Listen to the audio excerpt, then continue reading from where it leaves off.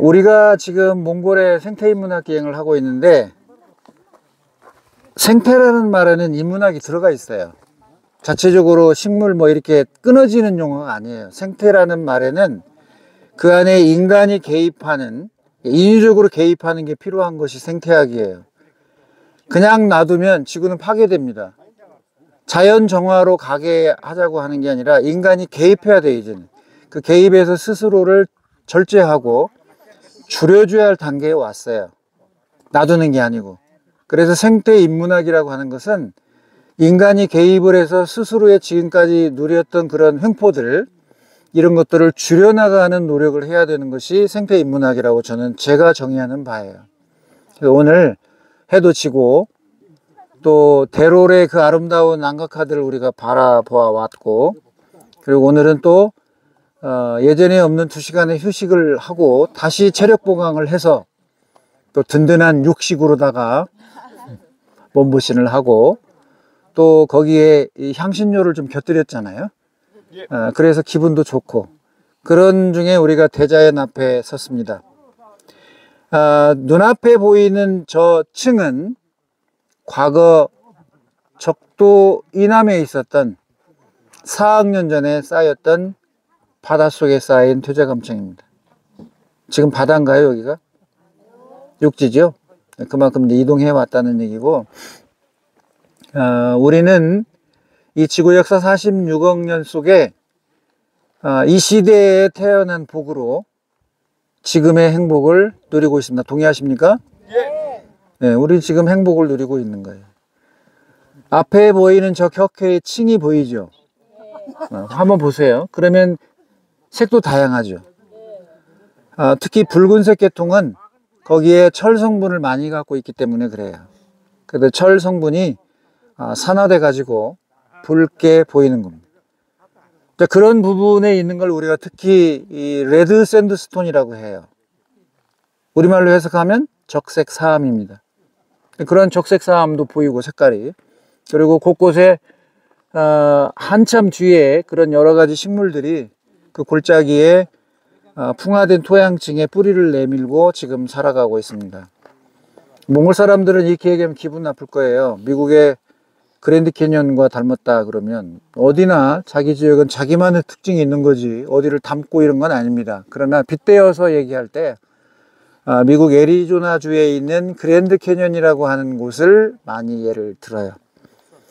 얘는 대략 4억 년 전에 고생대 이 대본기 시대 때에 이제 형성된 거라면, 미국의 그랜드 캐니언은 가장 하부에 오래된 건 무려 18억 년 전 거부터 시작합니다.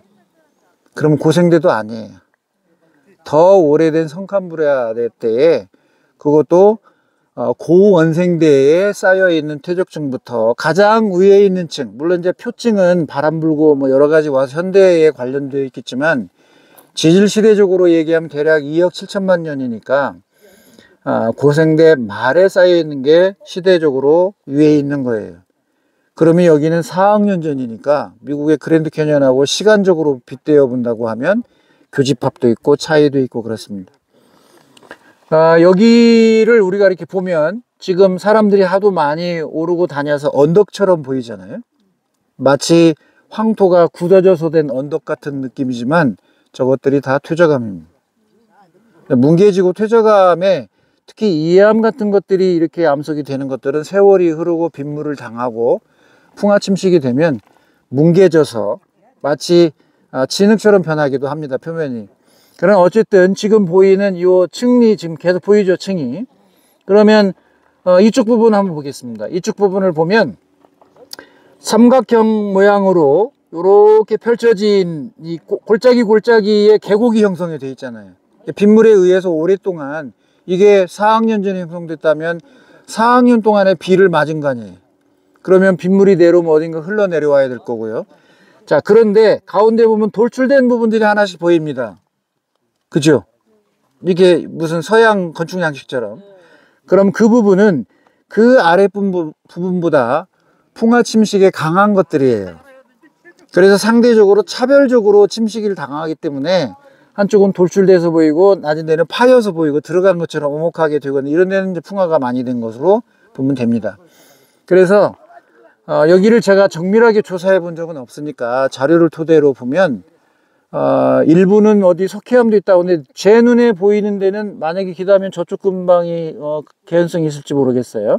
그리고 여기에 뭐 화석도 있다고 하니까, 근데 제가 확인한 건 없으니까 이다 이렇게 얘기할 수는 없습니다. 그러니까 어쨌든 여기는 고생대의 대본기의 층으로 보고 있단 말이에요. 그럼 우리가 오늘 아침에 간 곳에 대롤의 암각화를 만들었던 전파남층, 거기도 고생대 대본기 때로 보고 있습니다.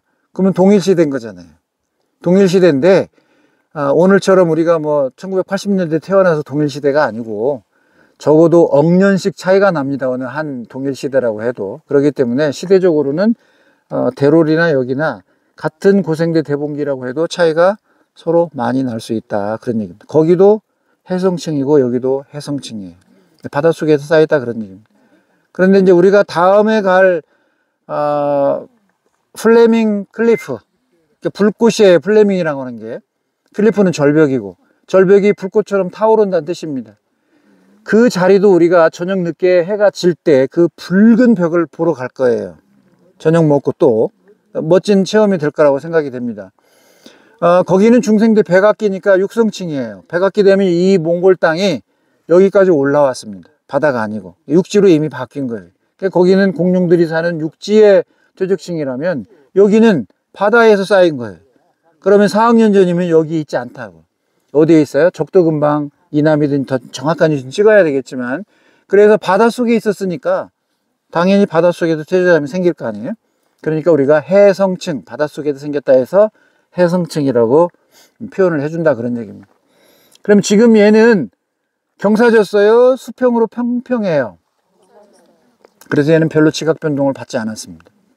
우리가 간 대롤산은 완전히 서버렸죠, 층이. 얘는 이렇게 있잖아. 대롤은 이렇게 있는 거예요, 층이. 완전 지각 변동을 받아서 거꾸로 이렇게 서 있는 거라면 얘는 비교적 안정되어 있는 겁니다. 지각 변동을 안 받은 거예요. 바다에서 쌓인 뒤에 대륙이 이동해 오면서 어느 판과 판의 경계부에 있어 본 적이 없고, 그냥 그대로 순탄하게 대륙이 이동하는 전체의 안정된 부분에 포함돼서 쭉 따라온 거라고 보시면 돼요. 그래 이렇게 생긴 거예요. 세월이 4학년이면 얼마나 많은 우여곡절을 겪었겠어요. 근데 이렇게 평탄하게 있다는 건 얘는 비교적 안정된 지역에서 따라오면서 이동했다, 이렇게 해석을 해볼 수가 있다, 그런 얘기입니다. 자, 그래서 우리가 여기까지 설명을 하고 이왕 온 김에 저기까지 내려갔다 오면 좋겠는데 미끄러울 느낌이 들어요. 그래서 3, 3, 5 손을 잡고 낮은 자세로 그렇게 해서 현장에 저 식물도 한번 보고 와야 되지 않겠어요? 그리고 가서 또 뭐라도 있는지 어떻게 알아요? 우리가 한번 먼발치서 보는 거지만 보는 것이 아니라 가서 만져보고 오자, 그런 얘기입니다. 여기까지 됐죠? 네. 자, 그럼 잠깐 일어나겠습니다.